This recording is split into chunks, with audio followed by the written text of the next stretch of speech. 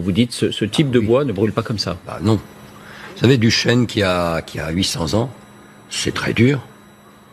Essayer d'en faire brûler, enfin moi j'ai jamais essayé. Mais du vieux chêne, c'est pas évident du tout. Il faut mettre beaucoup de petits bois pour y arriver. Là, je sais pas s'il y en avait. Non, j'arrête de plaisanter. Je crois que non, moi ça me stupéfie beaucoup. Et où vous mène cette réflexion? À quelle hypothèse elle vous amène? Je vois pas d'hypothèse que je puisse dire. Quelle hypothèse on pourrait dire? Que ça a été vite.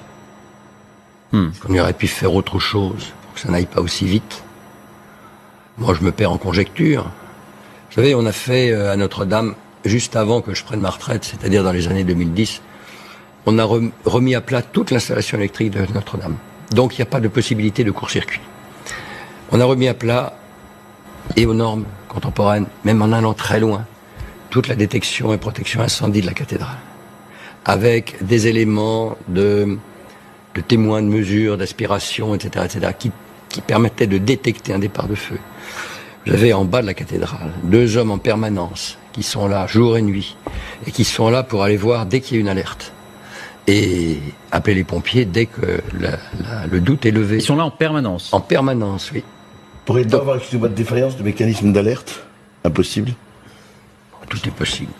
Tout est possible. Moi, je vois mal parce que, bon, ça a été un travail colossal.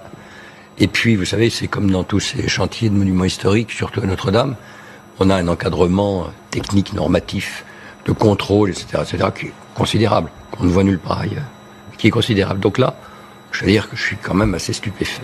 Et pendant les 13 années où vous avez été l'architecte en chef du bâtiment, vous n'avez pas eu connaissance de départ de feu ça n'est jamais arrivé? Non.